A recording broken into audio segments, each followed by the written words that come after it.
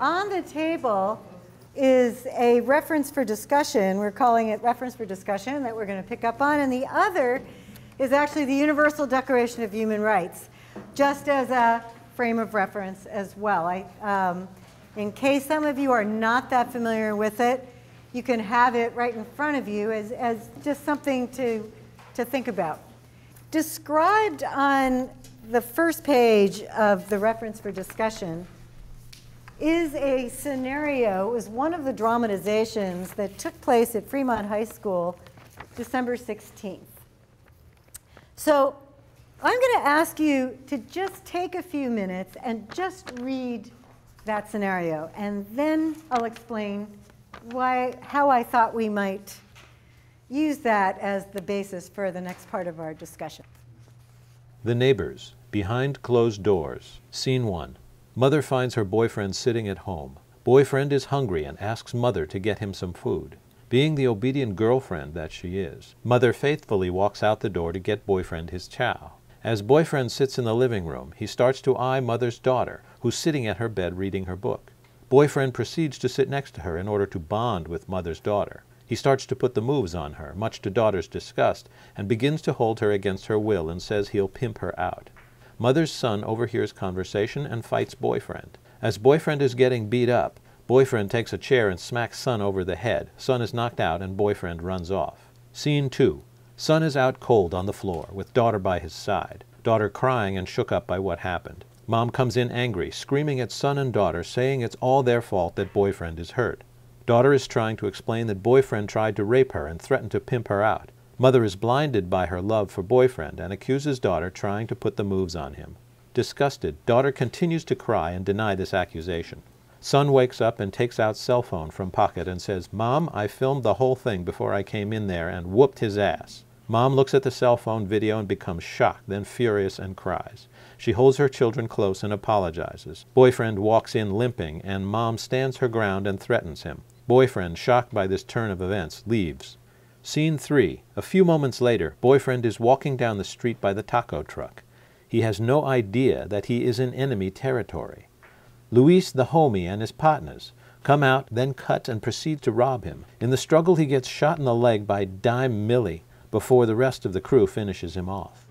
So I'd like to just actually for a moment, John, and if you'd like to have one of the students speak on your behalf, but I'd like if you could just take a couple of minutes and explain what the process was of creating the dramatizations that you did. And just before we get to that, this was part of, John has actually been through 3 different years of learning about the World as It Could Be project and our curriculum, and I'd call him our champion in terms of the commitment he has had to bringing this back to what was about Mandela that rolled back up into Fremont High School, to have his classes really learn about the Universal Declaration and then create culminating presentations. This, on December 16th, was the 3rd that took place at Mandela with students, many of whom who are here, or several of whom of the whole group, presented to their school. So if you could just explain a little bit about just putting this together, and then I'll explain why we're going to talk about it. I'll just stand.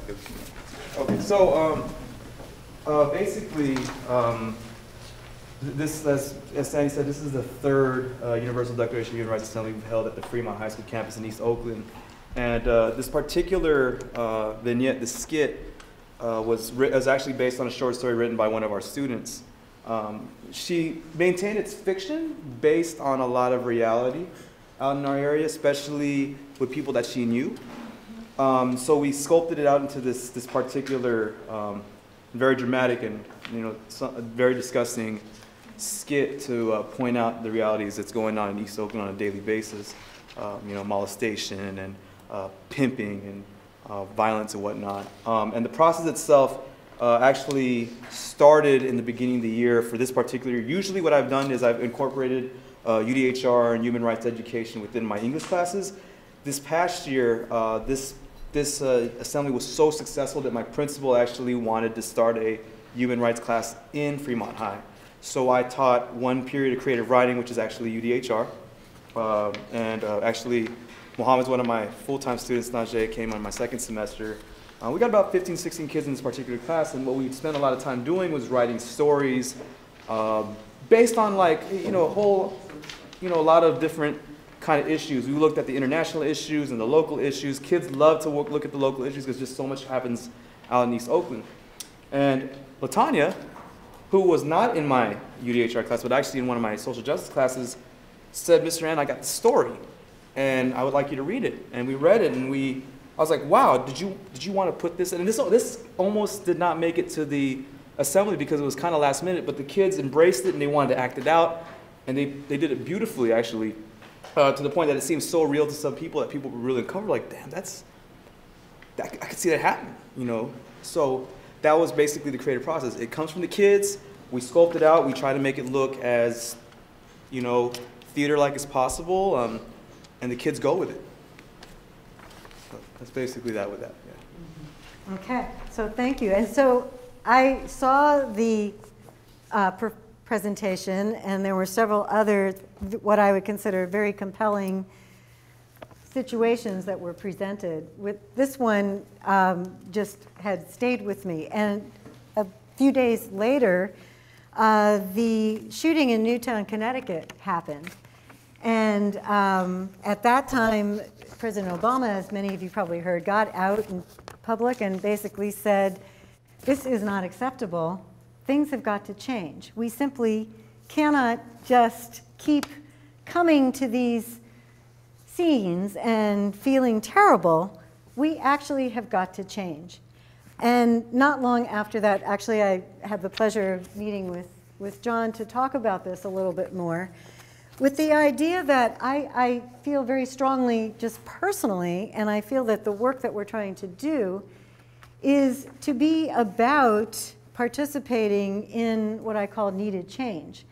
And I feel that this scenario was one where how important it is as we're trying to understand human rights issues and what it means to deal with them, but that what is really part of this process is not only dramatizing the situation, but then how do we work with situations like this? How do we work in our school environment, perhaps to think collaboratively as community members to examine what is going on behind situations like this in such a way that we can actually think about human rights issues, we can think about the tools that we have with rigorous curriculum, with critical thinking in our schools, with the idea of using the creative arts and an understanding of human rights, that we could actually take a situation like this in such a way that it could be the basis for engaging youth to figure out how to be even the teachers of and initiators of some of the change that must occur so that these kinds of situations are not just there as continuing to be a reality, that there is some way to start thinking about them in a way that they are a force, that we can be a force of change so that there is something different going on. And so I wanted to start that conversation tonight. And I know that this is not something, just as we're not going to end the use of violence and guns tomorrow, but it has to start someplace. And it has to begin, and I feel that this is the context, especially getting a better sense of what it means as to what even might be behind this without having perhaps enough of a sense of community initiation of our youth or whatever that might be, that with that as a front and center point, that we begin to think about this together. So with that in mind, and knowing we have perhaps 15 or so minutes left as a start to this, the first thing I just want to do is just take a few minutes to just get some quick brainstorming, and then we're going to see how we can figure out how to come up with some of the answers or a process for answering this. As you read this dramatization, what words kind of came to your mind? Just you can just throw that out. This is not something we're trying to record, but just briefly, what immediately came to mind as you read through this? Reality. Reality? Massaging? Misogyny. Misogyny. Denial. Betrayal. Upsetting. As you, Painful. painful. Yeah. I don't know how many of you are familiar, how many of you have had a chance to even look at the Universal Declaration or understand some of the human rights issued there? Just quick, kind of quickly, what human rights have been impacted here, have been disrespected? All of them?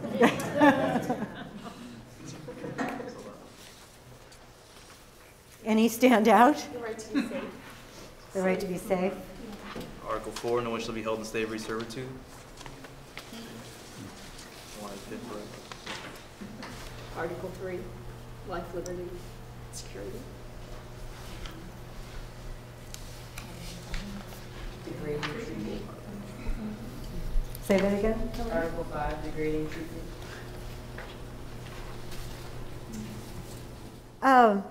I think we asked, as I asked before in terms of what words come to mind, I mean, what feelings surface for yourself as you read about what happens to each of the people in the dramatization?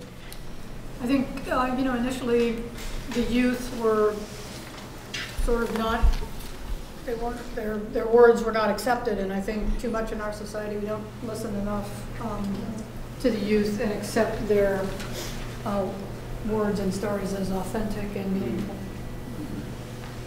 To that point, it's implied that without the phone record proving that they wouldn't have been listened to, and so that we're aware of all kinds of crimes now because somebody whips out their phone, but that doesn't. One can't always do that. One doesn't always have the capacity to do that. So I think, that's a kind of twist, technology, a twist in the story. But in fact, up until, this moment in time, that wouldn't have been possible. So those kids would have been, But also the mother's priority and her being subjected to the boyfriend's needs over the respect for her children. It's a big, disturbing theme of this. I saw it with Sam. What other feelings? Did you want to? That's okay. My mind went to also kind of legacy of trauma and thinking what's in this boyfriend's mind that can be justified, that's okay, or maybe normal behavior for him. What might he have experienced as well, or what sort of traumas historically as well have people gone through that inform what's somehow acceptable, both for everyone involved, for the community and the culture. I was gonna say sadness and anger for the mother not having enough self-worth to really listen to what her daughter's saying to her about her boyfriend and deciding that the boyfriend was right and that choosing that over her family, over her offspring. Sadness for the children for having to go through that, having to stand up and beat up your mother's boyfriend so that you can protect your sister. And then sadness and for the boyfriend to even sit there and think that's okay to do that, and then and keep pushing that form of violence forward. But then he's killed at the end after we have not developed very much sympathy for him as a character. But that sort of turns you back on your own. You start thinking about why would he think it was okay for him to be a predator? What would bring him to behave the way he behaved? I think we have to assume too that the mother's jealous of her daughter. And so there's this intergenerational rivalry that goes on in families. Marty? I think the term that was used earlier is suspended adolescence. And that comes in a variety of different forms, I think, and I think that would be one of them. Mom is with a guy who, I'm guessing this isn't the first time that he's been the predator in those sorts of circumstances. And she's invited this person into her life with her children. And unfortunately, the likelihood is, some likelihood is, that her daughter will be in a similar situation as her, and that her son could very well be in the boyfriend's position down the road. So I think that generational thing tends to happen. This may sound kind of odd, but I think the thing about it, the overall thing, how it affects me is that this falls within a cultural society that these things are expected. And my thing is, how do we turn that around culturally to change the culture that this guy doesn't have to become a pimp? I think the mother is thinking in regards to maybe a fantasy that she denies that this happened to her daughter because she thinks that he's older and that he would be respectful, living in a dream that those things can happen.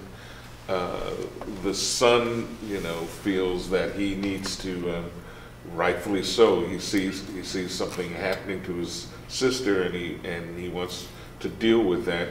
Let alone the guy goes out in the street and he's dealing with the same kind of mentality, where the overall cultural environment needs to be redirected. And so it's not like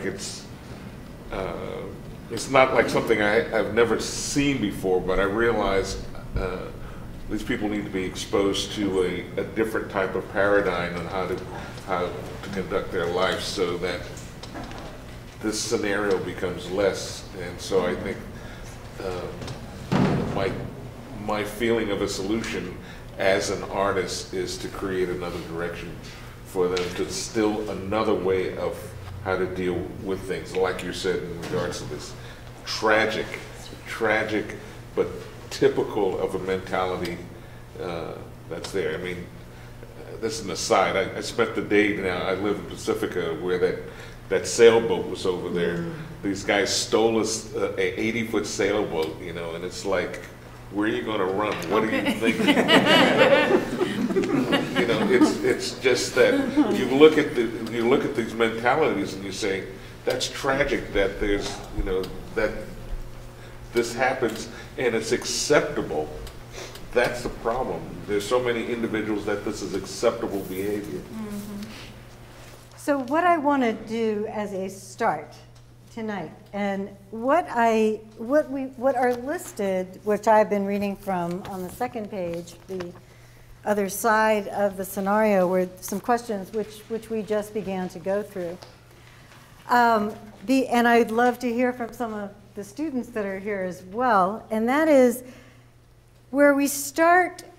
I started with, actually we just went through the first three questions. I think we've hit upon even what we're concerned about for the individuals, and what we might be, what else do you think we might be concerned about, not only for the individuals involved, but for the community as a whole? Just we'll finish that part as a group discussion. What other concerns does this raise for all of us? The society itself, the way of doing business. Lack of problem solving, real problem solving skills, communication.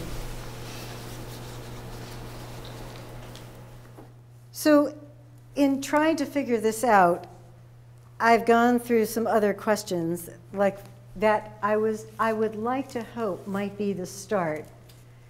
And I guess one of the questions I have is, can this be something that can take place in our school environment and perhaps some of our collaborating organizations, where we can actually answer some of these questions to the point where we can create some rigorous studying and learning and opportunity for youth to actually be the thinkers and help us as adults figure out how to make some of these changes. So I'd like you to, I'm going to read through what some of these questions are, and what I'm looking for as our group discussion now, even in these last 10 minutes is to see if we've got what I call the right questions.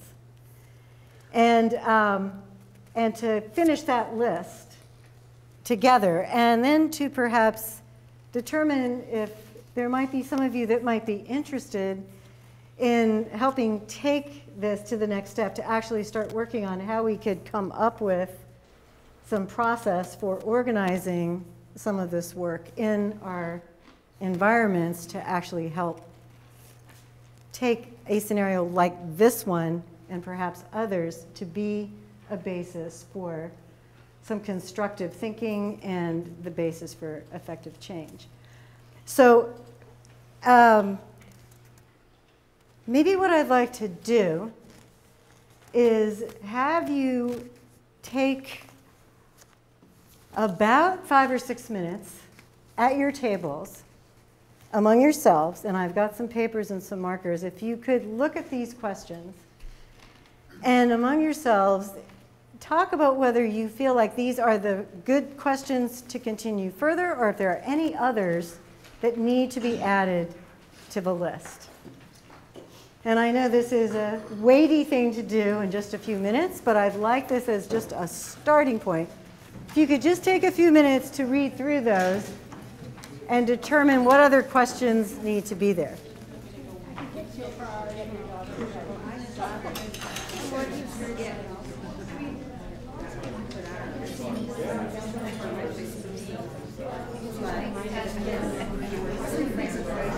Or a pool of scenarios to choose from, which would relate better to the population of students. You see something wrong, you know, the way you deal with somebody messing with your sister. I think that when you start to ask that question, I think that that's really where you have a brother, a sister, a boyfriend, and a mom.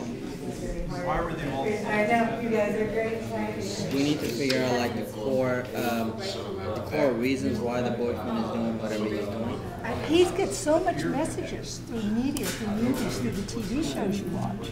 That there are other ways, instilling other ways of making them look at this process differently. All right, I feel like the conversation is just getting going, and perhaps we'll, if there's interest enough, we can even reconvene to take this further. But what I'd like to know is if people have, let's start at this table. I've seen some writing. Do you have some other questions that you think we need to add in terms of being able to? So do. Yes, we do. Can I, do you want to read them, and then I'll put them up here and we can take a look at it? Yeah, some of them are statements, not necessarily questions, but I will. We need to find the core reasons the boyfriend does this. Why? Why does he think that's right? Could we replay the situation in 6 ways? How could it change? Like pausing it in a moment and figuring out different solutions. We need to connect to the history. Najee just added to that, if we know where we came from, we would know where we are going. The feeling of dispossession makes us angry, and that this was based on anger. We need to start with self-education and self-love first before we get into HRE, because otherwise it doesn't matter. Each classroom or group of students need to create their regionally specific experiences or culturally relevant experiences, that it should be based on where they are and where they're coming from. We need an action plan to move this forward. What's our real plan? Those are kind of the main ideas. Okay, can I take them and put them up here? And we'll get it going. Thank you. Hopefully this will work. Okay, about anybody from the table, Susan's table, do you have some additional questions or? Well, yeah, I wrote 2 of them. I'm looking, we have others. One, will emphasizing the positive elements in the seemingly toxic, dysfunctional home help us bridge the 2 worlds that the youngsters occupy, home and school? And how can we create small rites of passage on campus, like a high school campus like this one, that eventually add up to a large transformative body of experience? I want to add to that. why do some people in all strata of society believe that their rights are more important than other people's rights? And I think that's one of the core questions that I haven't finished writing. Right, okay. Well, if you'll finish writing that, that would be great. Okay?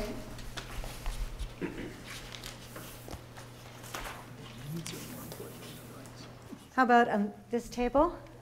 Do you have any additional questions that we need to answer?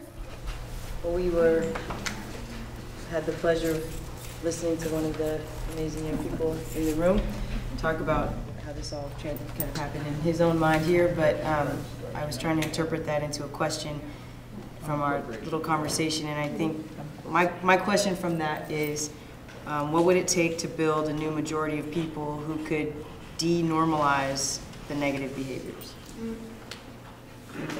So what did you say, sort of squeeze out, if you create a majority that's all under this, functioning under the UDHR framework, and you have now a new minority, they no longer belong. It's not normal anymore to have these negativities. Set a new standard. A new standard. standard. I don't think denormalize is a word. It's now on my paper. I'll put it up anyway. We can work on that. That sort of stuff.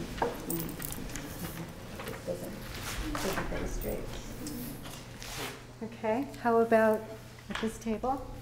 We came up with a couple of questions. What is trauma? And how does generational trauma play out in this particular scenario or in life? Maybe if we could answer that question a little better, help us come up with tactics to discuss in schools. How can the violence at each cycle be interrupted? Is there any outside force to implement change? Why aren't they instilling this Bill of Rights in this family unit or in the community? And lastly, we came up with how do we communicate or develop communication with youth at an early age to ensure that situations like this can possibly be prevented, and those conversations can create the trust early on. Thank you. John? I don't want to stop everyone's questions, but I want to ask your question. Oh, yeah. Okay? Did you want to ask? Yeah, okay. Got me thinking. What would be an outside force in this situation? What would you look for? That's a good question. Right, we kind of, I mean, an outside force meaning like, is there anyone stepping in, like an aunt or an uncle or a grandma, another figure, to possibly, you know, talk to the young daughter about, you know, what is right, what is wrong, you know. What was that like with the mother, you know, that generational. So it's the wisdom of like what we're talking about in terms of passages. In your resources, in your community, real support versus, you know, negative support. Thanks. Right. Did you have one to add, Roger? Yes. My questions are based primarily off the fact that first there's a need for outside thought. There has to be someone out of that that culture in order to inject another light. So my questions with that is, why is it that this subculture doesn't have a system of recognizing greatness within people in a positive way that this outside culture would be able to instill, so they have another way of looking at each other and realizing based on the problems that they may be dealing with. Is that it's just we did this prefacing this by a task force I was working with at the Oakland schools, where we tried to identify kids who were doing great in school and recognizing them, as opposed to them getting beat up when they walk out because they got an A, stuff like that. Why? An interesting concept. This may sound bizarre, but I was thinking about it would be interesting to get the group of them together. Why don't they get together and talk about their code of ethics? That, you know, why the boy decided to beat up on the man, why the man had that kind of idea. That would be like their code, and to visualize this and hopefully say, you know, that's ridiculous. You know, this code, to visually see what they, you know, this is our code of conduct versus this is your code of conduct of how people should act, and put that against the two of them so that they get a chance to see, well, maybe my code isn't working, it's too violent, this code makes sense. And finally, eliminating the concept of, well, this is what my father told me, it's only an issue if you make it an issue. So we have to create a totally different paradigm that causes them to not even think about that anymore. That it just doesn't make sense. Now I know, and thank you. Was there another question someplace else? Oh, I'm sorry, Mohammed. I heard a question earlier, what is trauma? In addition to that question, how do you cope with the situation? And how do you move from coping to hoping? Mm-hmm. Can you write that down? No, I want to inform, because I don't know if you want to add anything. One of the reasons I had put the question about what do we need to know to better understand and the different points was in talking with Frederick. His questions were, if you want to think about rites of passage that affect our youth, you have to know what might be, what is someone seeking to feel like a man? What if it's, you know, what might be behind the need to have to use violence or oppressive behavior as opposed to other outlets to be able to have that same sense of acceptance. And I feel like that's where some of that rite of passage idea can come into play. Definitely, yeah. Well, I don't know if you want me to comment further, but I don't have to in the interest of time. Okay. Please. Well, I mean, in the where that discussion started for us was talking about Newtown, and you know, for me, so many of these mass murders, that's really sort of the subtext of what they're about. You know, it's about a young man creating a dysfunctional rite of passage for himself to prove that he's a man, that he can face death, even his own death. So the idea being that, you know, if we're going to reform culture in some way, then we need to get young people to first of all speak to their own disempowerment, certainly, and then how they feel empowered through dysfunctional means, beating somebody up or shooting somebody or whatever it is. Get them to own sort of the positives that come from acts like that, and then figure out ways that we can deliver those same objectives to them in functional means rather than through dysfunctional means. Does that make sense? Marty, did you want to say Yeah, is it appropriate for one of the questions to be what consequences should occur to those folks who breach those rights?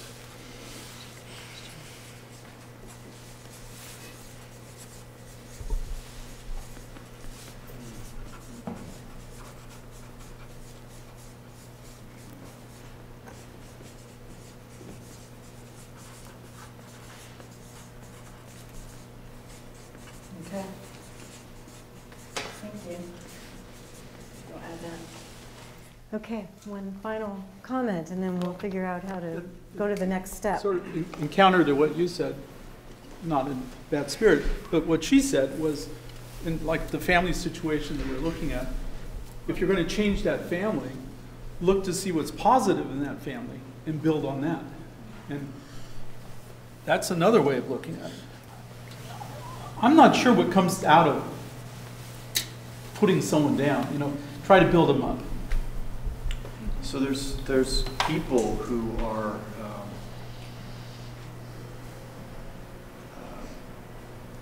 whose value system is dedicated to victimizing. I mean, I think that they've come to this place through a long journey, and I think they're committed to that life, and they suspended adolescence or whatever the reason, they're at a place in the world where they are pimping children. They're doing vile things that are egregious violations of these rights. And I don't know that you can. I think I like the idea of working with kids to make them understand this, but there's no sanction for these things.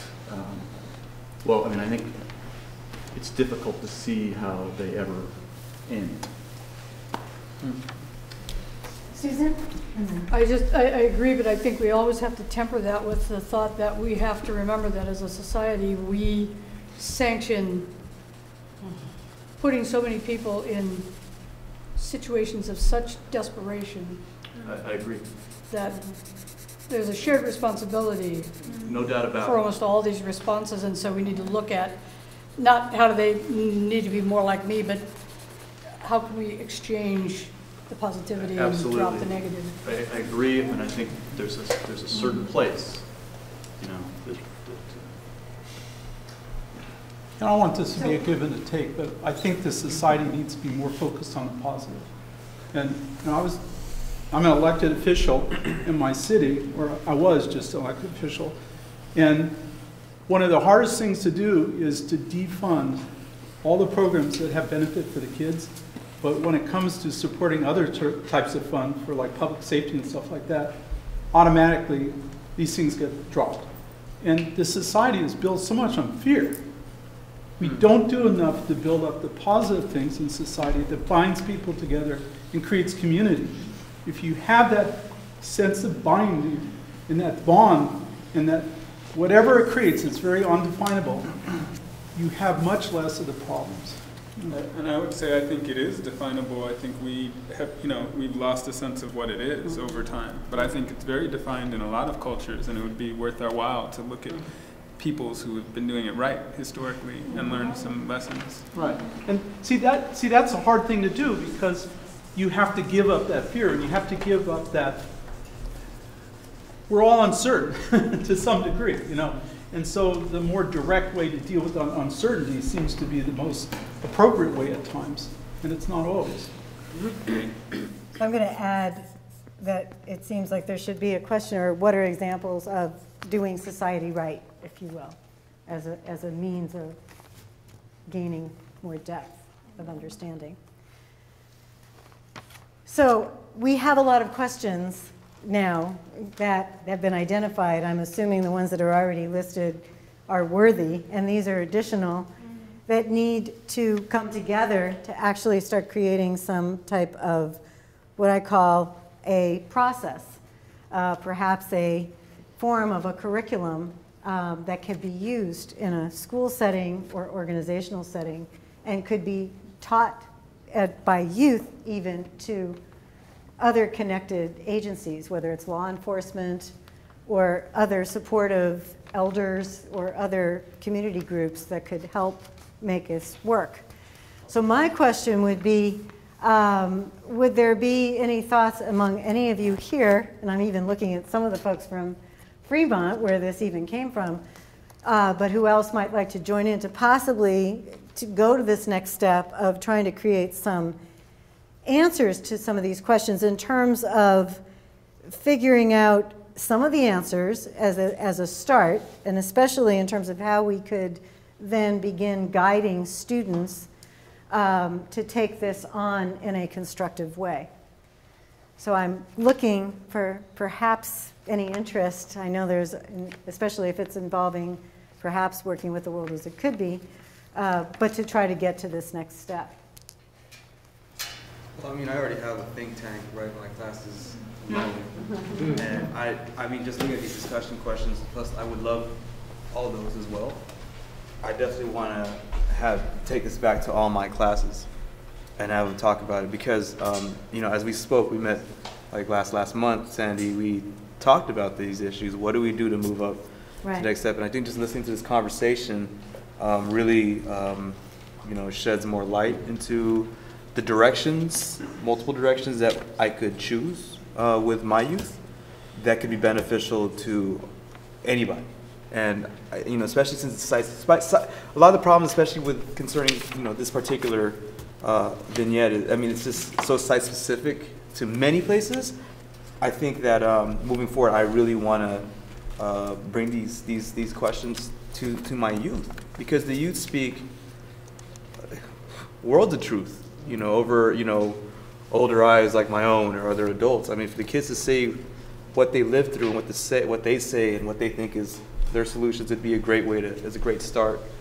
And I want to say also about what are examples of doing society right. I know for some of these youth, my youth here, they're part of the Step to College program. They work with Professor Jeff Duncan Andrade at SF State, and they work with Patrick Kamanyan over at USF. And they study indigenous cultures and what they've done, you know, over history that made their you know, pretty much their being of order well, you know, and okay. I mean, nothing's perfect, but I think just looking at those elements could also get us to the right direction of what we see in our own society. You know, no matter how messed up things are right now, you know, just things to think about. But definitely, my classes, think tank. I'll put it together, move forward.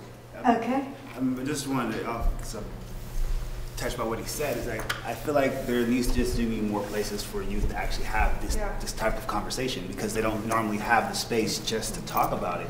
And a lot of times when, you know, I'm working with adults, when we talk about things, we work things out. But if we don't ever talk about it, it never gets worked out. And we need to give more space for youth, even to have a mixed generational thing. Youth and adults sitting in the same room talking about it and being really real about it, and not, oh, I can't say certain things because I'm around youth, or I can't say certain things because I'm around adults, but actually giving the space to be completely honest. Mohammed? And one way we could do that is, I would say, like, more counselors in school, instead of, you know, not to say anything, but, you know, not a lot of police officers, but more counselors. So we could start by doing that. So perhaps as a next step, because I feel like we should have a next opportunity, would it be possible to say that we would accept the Fremont offer to be the think tank, and perhaps even invite a second meeting to get your recommendations and have that become the basis of an action plan? Would that be okay? I have a quick question. How was this presented to the students? Was this a play? It was a dramatic, yeah. And in fact, we'll have the video. And there was a discussion period afterwards? No. We didn't have enough time. It was so jam-packed. We didn't have enough time. But we definitely covered it in my classrooms. Would you consider doing this as a play again and then rewriting it in a way that would be a positive play? That, you know, non-violence? Yeah. How would that interaction be? Yeah, absolutely. We actually were planning on doing a little spring performance. It's still in the works, and part of the things I was thinking about was the remixing of it. We're actually going to be meeting with Bay Peace tomorrow, and they're going to demonstrate some of the theater of the oppressed in my human rights class. So that should give us a little bit more insight. But yeah, definitely, I was thinking about remixing it to more positive solutions. Because I mean, we did this show, we did this twice. Performed it to the whole school, and the kids were just kind of left like, wow, that was negative, that was a downer. But I mean, if we remixed it and it's still fresh in the minds of our students, hell, I think that would be a great thing to do. So. Well, particularly to use it as perhaps the basis for answering some of these questions. I think so. Well, I think it's also within the voices and the network in this room, if we all took it to our high schools and asked them to do a similar process, then we'd be able to come up with multiple vignettes, and of which English teacher in another state would be able to flip through and say, oh, I like this one, this is regionally appropriate for my youth, and they're going to be able to respond to this. And that would be my hope, that we could really create something that could be usable in a much broader way.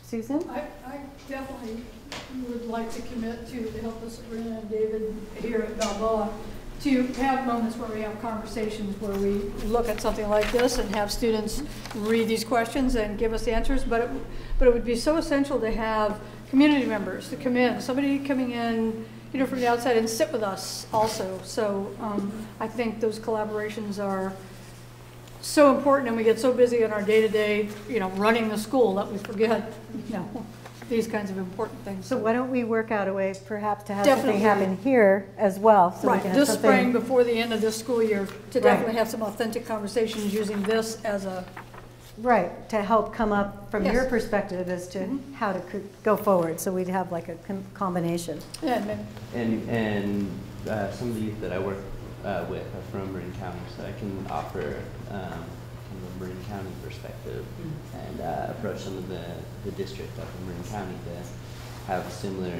curriculum created or talk to English teachers in those high schools. Well, I mean, that would be great if we, and I'll be happy to work with each of you and see if we can come up with a plan, because this is a little bit of a large group to mobilize, but I'd like to at least get that more concrete and get this out to everybody. Can we all know when this is happening? Yes, so I'm assuming you'd all like to stay involved. I've got all your emails, and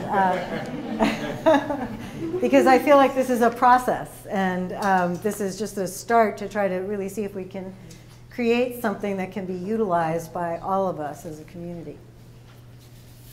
And you'd be invited to then participate again. Jacques? I'd just like to bounce off of Sabrina.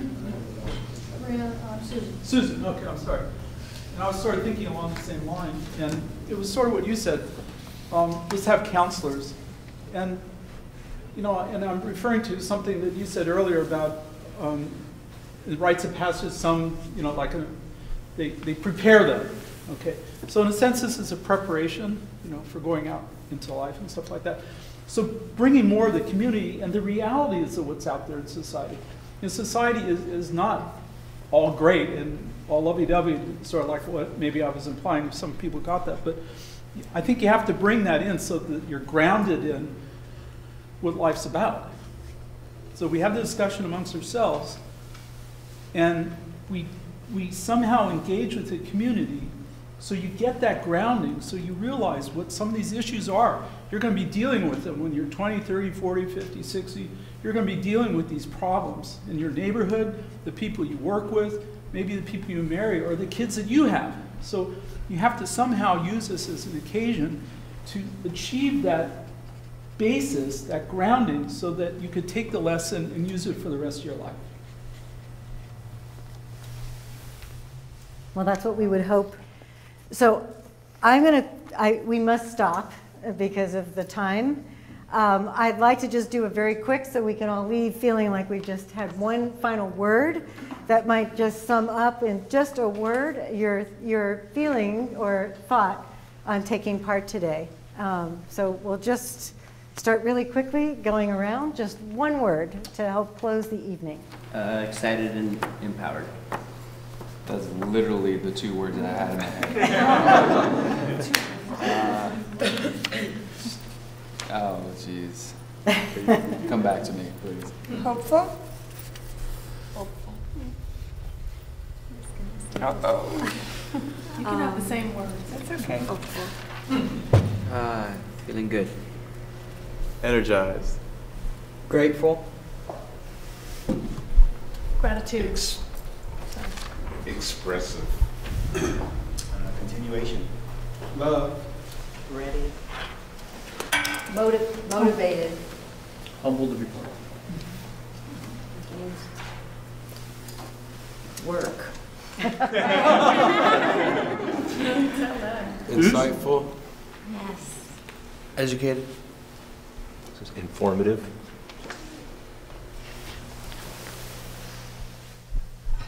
Gratitude. Oh, I don't know. Curious. Brave. Grateful. Grateful. Inspired. You took my word. I don't know, a new beginning. I got one now. It has been said. Dedicated. That's an interesting one to end with. I want to thank everybody for all your time and commitment to this. Thank you for being part of tonight and for what we do with all of this good work going forward. And thank you for hosting this. If you haven't already, feel free to take a little more food with you as you go forward, and we will stay in touch.